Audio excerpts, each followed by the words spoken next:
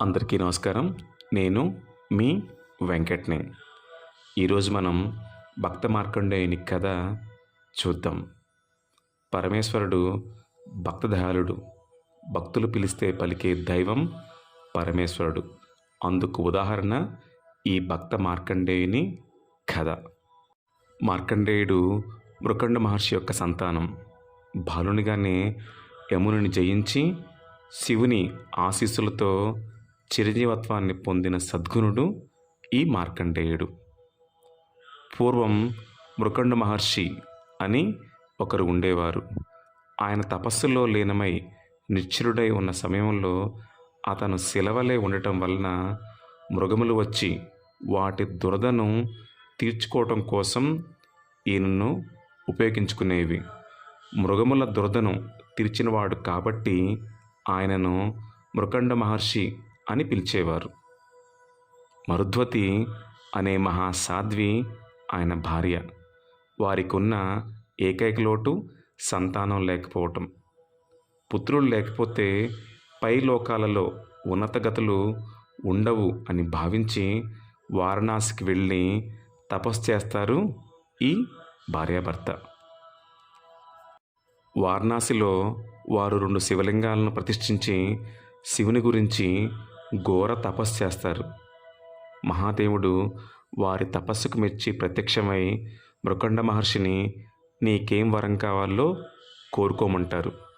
అప్పుడు మృకండ మహర్షి నాకు కుమారుడు కావాలని కోరుకోవడంతో పరమేశ్వరుడు సద్గుణుడైన 16 ఏళ్ళు బతికే పుత్రుడు కావాలా లేక దుర్మార్గుడైన చిరంజీవి కావాలా అని ప్రశ్నించగా మృకండ మహర్షి సద్గుణుడైన 16 ఏళ్ళు బతికే పుత్రుడు చాలంటూ కోరుకుంటారు. మహాదేవుడు అందుకు సంతసించి పుత్రుడినిచ్చాను అని పలికి అదృశ్యమవుతాడు. మహాదేవుని మాట ప్రకారం మరుద్వతి గర్భవతి అయి 9 నెలలు నిండాక దివ్య తేజస్సు కలిగిన పుత్రుణ్ణి ప్రసవించింది. మృకండ మహర్షి కొడుకు కావటం వలన వానికి మార్కండేయుడు అని నామకరణం చేశారు. 7 సంవత్సరాల 3 నెలలు నిండిన వెంటనే మార్కండేయునికి ఉపనయనం కూడా చేస్తారు. రోజులు ఇలా జరుగుచుండగా ఓ రోజు సప్తఋషులు మృకండ మహర్షిని చూడటానికి వారి ఆశ్రమానికి వస్తారు. మార్కండేయుడు సప్తఋషులకు నమస్కారం చేసి వారి పాదాలకు మొక్కుతారు. సప్తఋషులు చిరంజీవ అని దీవిస్తారు. మృకండ మహర్షి ఇది విని తన కొడుకు నిజంగా చిరంజీవి అవుతాడా అని అడుగగా సప్తఋషులు దివ్యదృష్టితో శివునికి మృకండ మహర్షికి తగిన సంవాదాన్ని గ్రహిస్తారు. వీరు మార్కండేయుని బ్రహ్మ దగ్గరకు తీసుకుని పోయి బ్రహ్మ చేత కూడా చిరంజీవ అని దీవింపచేస్తారు. ఆ తరువాత దివ్యదృష్టితో మృకండ మహర్షికి శివునికి మధ్య జరిగిన సంగతి తెలుసుకుని మార్కండేయుని నిరంతరం శివారాధన చేయమని చెప్పి బ్రహ్మ కూడా శివుని గురించి తపస్సు చేసి మార్కండేయుని చిరంజీవిని చేయమని ప్రార్థిస్తాడు.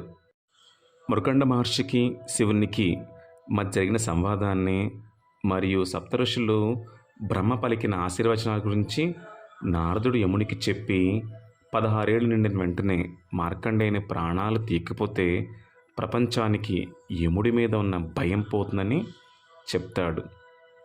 ఓ రోజు నారదుడు మార్కండేయుని దగ్గరకు వెళ్తాడు. మార్కండేయుడు నారదుని పాదాలకు నమస్కారం చేసిన వెంటనే నారదుడు మార్కండేయునికి నిరంతరం శివారాధన చేయమని హితవు చెప్తాడు. పెద్దల మాట మేరకు ఓ శివలింగం ముందర కూర్చొని శివధ్యానాన్ని మొదలుపెట్టాడు మార్కండేయుడు. ఒక పక్క అతనికి 16 సంవత్సరాలు నిండి అతనికి మృత్యుగడియలు సమీపిస్తున్నాయి. మరోపక్క నోటి నుంచి శివనామస్మరణ ఆగడం లేదు సరికదా. ఒక్కో నిమిషం గడిచే కొద్దీ మరింత జోరుగా సాగుతుంది శివనామస్మరణ. యముని ఆదేశం మేరకు మార్కండేయుని తీసుకురావడం కోసం బయలుదేరారు ఎంబట్లు.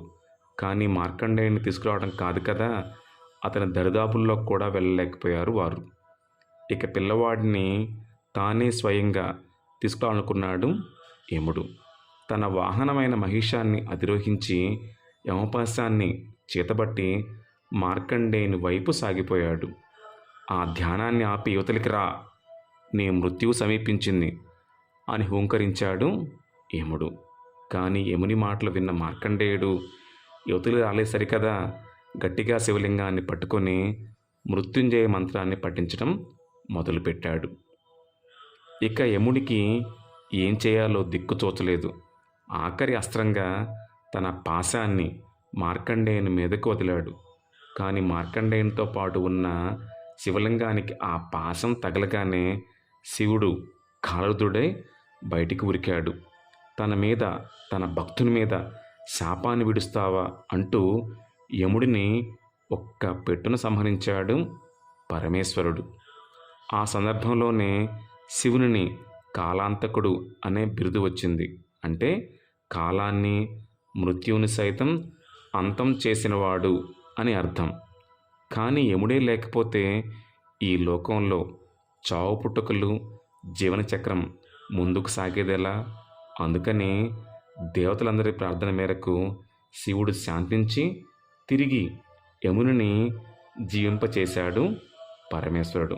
అయితే మార్కండేయుని జోలికి ఇక రాకూడదని, ఆ మాటకు వస్తే శివభక్తులు ఎవరి జోలికి తను రాకూడదని హెచ్చరించి మరీ వదిలేశాడు పరమేశ్వరుడు.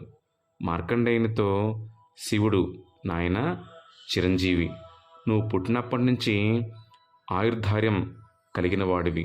నీ తండ్రి పుత్రుణ్ణి కోరుకోమన్నప్పుడు పుత్రునిచ్చాను. కానీ 16 ఏళ్ళు మాత్రమే బతుకుతాడు అని నేను అనలేదు. ఇప్పటికి కూడా చిరంజీవిగా ఉన్నాడు మార్కండేయుడు. ఈ ఘట్టం తమిళనాడులోని తిరుక్కడయూర్ అనే ప్రాంతంలో జరిగిందని ఓ నమ్మకం. కార్తీక మాసంలో ఈ ఆలయంలో విశేషమైన పూజలు జరుగుతాయి. మార్కండేయుడు అప్పటి నుంచి చిరంజీవిగా ఉండటమే కాకుండా అష్టాదశ పురాణాల్లో ఒకటైన మార్కండేయ పురాణాన్ని కూడా రాశాడు. పరమేశ్వరుడు భోళాశంకరుడు, పిలిస్తే పలికే దైవం అని చెప్పడానికి ఉదాహరణ ఈ మార్కండేయుని కథ. శంభో శంకర, హర హర మహాదేవ.